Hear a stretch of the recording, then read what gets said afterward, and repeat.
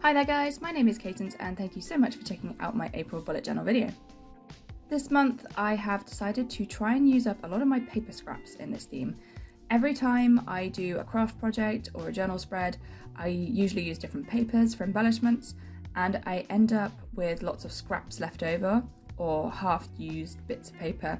And of course I always save them because they can be used again, it's just finding the right place for them. So I usually put them all in a bag or in an envelope or something, and then I forget about them for a while, so they do tend to build up a bit. So I just wanted to try and reduce what I have and use up some of that stuff this month. What I seemed to have the most of was various browns, neutrals, craft paper, and book pages or printed text. So that was going to be my best bet at making a cohesive theme. And then I looked through all my stickers and washi to find stuff that complemented those colours. So despite it being springtime where I live, I haven't really reflected that in my journal this month. It's very much cozy, light academia vibes, which isn't necessarily not spring, but I kind of maybe think of this sort of theme as being more autumnal, but it's all good. I'm just going with what I feel like doing rather than worrying about the season. I do sometimes like to reflect the time of year in my designs, but I think it's okay to just do whatever you feel like doing. I have been struggling a bit for inspiration the last couple of months, so I think the best thing to do is just go with the flow and not really try and force a design. I have lots of different ideas that I've got written down in a journal, but I quite often don't feel like doing any of them, but I think that's because it's not the right time for them, and I just need to wait patiently until my brain has come up with the best way to execute them. I always think this type of setup won't take me very long and it always takes me ages. I'm so indecisive about the placement of everything, and you will see me remove and change up a few different things along the way because I just change my mind about different things that I've added multiple times. I had a set of doilies that I've had around for a while and not really used, so I thought that might work quite nicely in with this theme, and I wanted the title to be in the middle of the doily. This set is another thing I've had for ages. Someone gave me these letter stickers and I've never used them because they have little plastic domes over them, which is not always ideal for journaling because then they make it bumpy to write over on the other side of the page. So I did decide to use them, but I only used them in a couple of places. The glue on the back of these stickers was actually really bad and they just did not want to stay where I put them at all. At first I thought it might have been the doily causing the issue because the paper was textured, so I tried it on the other side which was smoother, but it was still not playing ball. So I actually ended up gluing them down off camera once I'd finished the setup just to keep them where I wanted them. I got the idea for the little cloud with the stars when I was playing around with my punches, and I hadn't used the star one yet and I thought they looked so cute cut out of the book pages. So then I just cut out a little cloud to go above them and added some penned lines for strings. And I really like this little motif. I was in two minds as to whether to use it in this setup or to maybe make it its own theme for another month. So maybe I will bring it back in the future and make it more of a central theme at some point. I of course took the opportunity to make this a Dutch door and I wanted a ripped edge to sort of match the paper vibes. So I tore off the right side of the page. So as I mentioned before about being really indecisive, I then decided that the arrangement of stickers in the corner I didn't really like, so I removed them and added lots of different bits and pieces, and I'm using quite a few stickers and washies from the Light Academia and Junk Journal set from Notebook Therapy, which I love and I will link below if you're interested. I had these really cute mini envelopes left over from a previous journal spread I did a few years ago, which I thought worked really well with this design. So I just cut out a little piece of book paper and then slotted it in. I do really like the overall look of this page. The only niggle I have with it is the whiteness of the doily. I think maybe it would have looked a little better if it was slightly less stark, like if maybe it was a cream or a more neutral tone, but then maybe it wouldn't have been very visible against the brown background pieces. I'm not really sure, but overall I am pleased with it. So although I am technically done with the front cover, I am making several other pages into waterfall tabs, which will then sort of become part of the front cover because they'll all be visible at the same time. So on the second page in, I decided to use some book pages. So I ripped out a piece and then stuck it down. And then I flipped it over and stuck another piece to the other side because I want both sides to look the same. And then I ripped off the remaining area. So before I did this, I had measured out how much of each of the next, I think 3 or maybe 4 pages that I was going to rip off. Because I was ripping it, it was never going to be super exact. So I just had sort of like a guideline that I was going to rip down. But I think when you do it that way, it's absolutely fine because it sort of adds to the overall look if it's a bit uneven. But if you were just going to use washi and have straight edges, it's much easier to then count out the lines and cut exactly where you want the overlaps to start and finish. So for the second page, I used a strip of quite wide washi tape and then just ripped the very edge off of that one. The third one, I just used some brown paper. And then the last one, I obviously didn't rip at all, and I just put a piece of printed text paper and stuck that straight on. I feel like it looks a complicated process, but it's not when you start doing it, so it can look intimidating, but you'll see when you give it a try that it's not that bad. So for my first page in on the back of the cover page, I am making that into a little quote page. It's quite a small area and I can't fit a whole lot on there, so I thought that would be a good space to put it. And the nice thing about this page is that because we've got the overlapping doily, so that then becomes part of the decorative elements of this page. So I started off by layering up a few different bits of paper, and sometimes I'm using a glue stick and sometimes I'm using the roller tape, but that's usually because some of the papers are a bit delicate, so if you pull the glue tape along them, they end up ripping. So sometimes I need to use the glue stick. So the quote I have decided to use for this month is "The cure for anxiety isn't calm, it's trust." And I've never heard that one before, and it really made me think differently about anxiety all of a sudden, because I guess when you feel anxious, the first thing you want to do is try and make yourself feel better, or find things to do that help you forget about what you're anxious about.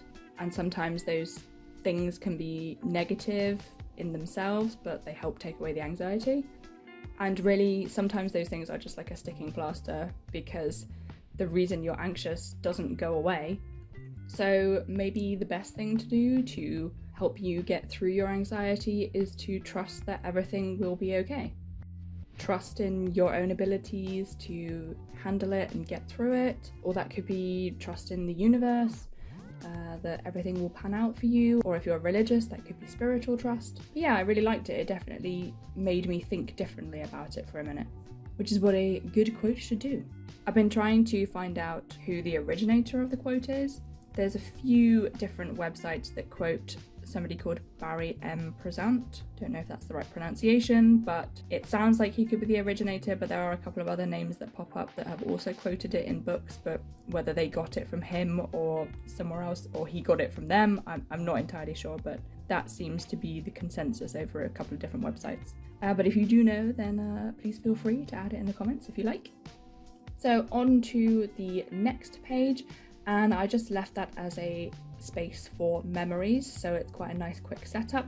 I've already got the book page down the side as part of my decoration, and I just added a title onto a piece of brown paper and then put some embellishments all around. And just to make the page look a little less blank, I used a very light pink Tombow marker just to highlight every other line.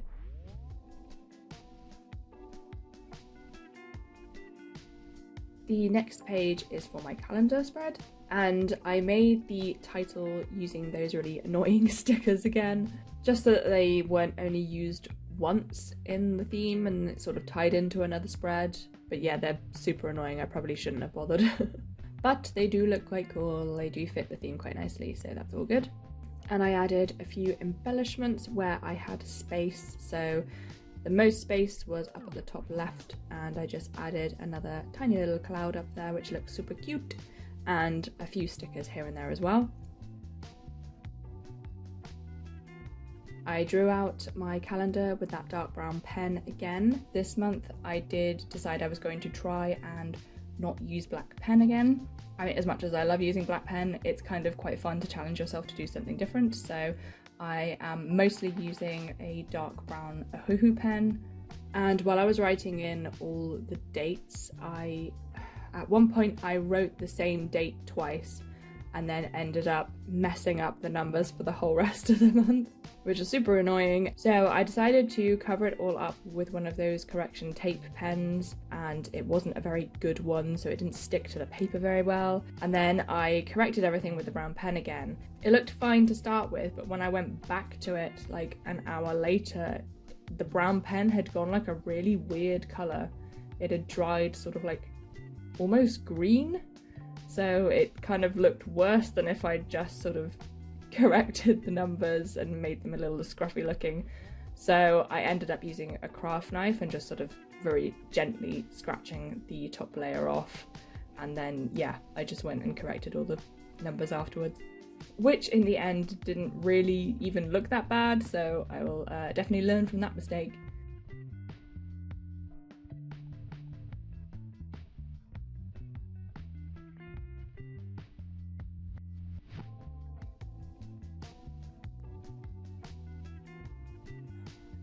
My next page after the calendar is for my habits and trackers. The end of March and into April is a very busy time for me, so I didn't want to do my normal amount of habits because I knew I just couldn't keep up with it and it would stress me out trying to track everything and trying to fit everything in. I know it just wouldn't have been possible, so what I decided to do was to pick out the ones that I felt were the most important, that I definitely wanted to keep tracking, and used just those ones. So I've only got 5 this time. And instead of doing my usual table, I mean, I say usual, I do usually do a table. I think I have done a few different ones recently, but yeah, I decided to do 5 separate calendars. I pre-cut out the brown squares of paper.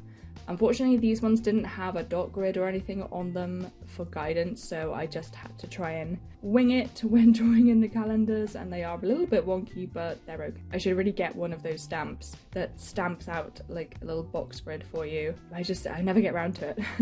My title, again, is just on brown paper, and I did a little junk journal collage around the edges. There wasn't a huge amount of space, which is quite nice because it's done quickly, but it still looks really cute with a few stickers.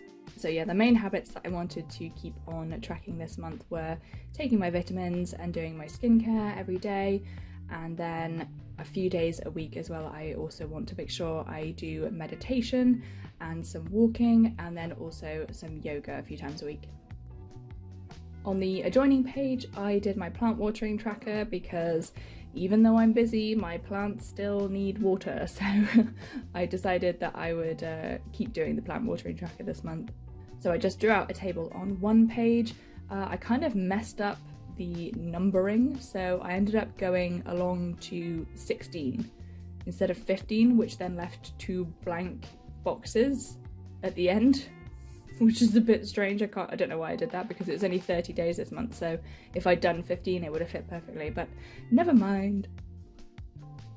And because I only have 9 plants at the moment that I'm tracking for watering, I could put every single succulent I have on there, but I've kind of just grouped them all into one because I tend to just water them all at the same time anyway. But yeah, there's only 9, so it doesn't take up the whole page. So the bottom of the page I have used as another little fun junk journal area, and I've just filled that up with little scraps of paper and lots of pretty stickers. For my next spreads, I am doing 2 different to-do lists this month. So I've got my normal to-do list with all the things that I need to get done. This is just a really useful page for me because it's almost like a brain dump, because anything that I know I need to do, I have to kind of put on there immediately, just to sort of relieve my brain from thinking about it all the time and trying to make sure I don't forget it. So this is a really helpful spread for me. And then the spread that I will go on to on the other side is also a to-do list, but it is for a house moving to-do list. which is super exciting. I am getting my first home and it's all very exciting but very overwhelming and a little bit scary. It's been a very long, drawn-out process to get to this point, so I haven't really bothered to make any to-do lists before, and anything I needed to do for that just went on the normal to-do list. But now I actually have a date for completing on my purchase, and I will be moving, and yeah, it's a lot for my brain, so I thought I would make a separate to-do list just for that. So I've just done the titles and then little decorative elements as well. And then I've put 3 headings on this list for the house. So I'm going to leave a little section for things that I need to do in like the week running up to the completion date. Then the second section I have got for things to do on the day that it goes through. So things like what time I'm picking up the keys and where I need to go, etc. And then the next section is just for after that day, so after the completion, just things that are slightly longer term but need to be done like that week. And obviously that would be things like sorting out the internet connection and things like that. So yeah, I feel like that's going to be helpful for me to get my thoughts in order. So yeah, it's all very exciting but also very nerve-wracking. But I'm looking forward to it all, and hopefully my lists will help me with that. Because of that happening, obviously I mentioned that I'm quite busy in March and April. I was like, I'm gonna do a smaller journal because it's gonna take me too long to do a big design and then put it all together and then edit it and make this video. And I always say that when I feel like I'm a bit busy, I'm gonna scale it down. It's not gonna be as elaborate. And then whenever I say that, that's like a curse, because that's when my brain always goes, yes, I'm going to make a really big, complicated journal this month. So I feel like I actually have more pages than I would normally, and I didn't need a quote page, but I think because that quote really stood out to me and I think is quite applicable to my situation this month, so I had that in there. And then of course I had the extra to-do list, and then maybe I shouldn't have even bothered with trackers at all this month, but I still did. But you know, it's done, it's all good, it's all fine. So my final spreads are for my weeklies. I've used up all the previous pages with the waterfall tabs, so these ones don't have any decoration down the side, but that is absolutely fine because it gives me plenty of space for a separate box for every day of the week. I have decided to go with squares this time. I have 7 squares, and then that sort of leaves a blank square in the corners just to add a little bit of decoration. So I'm putting mini collages in there and they look super cute. I'm really pleased with them. The final week only had 3 days of the month in it, so I just did those 3 days. I could have carried on and done the full week, which I do sometimes, but I felt like this time I was just enjoying doing the collages, so I just left a big space to put a pretty collage in there and use up some more of that brown and neutral paper. And that is my April setup. More complicated than I had intended, but it's fine, it's good, I like it. Thank you so much for watching. I really hope you enjoyed it, and I hope you got some inspiration from it. If you feel like leaving a like or a comment, that would be great, and consider subscribing to my channel if you want to see more arts and crafts and bullet journals. Thanks so much for watching, bye!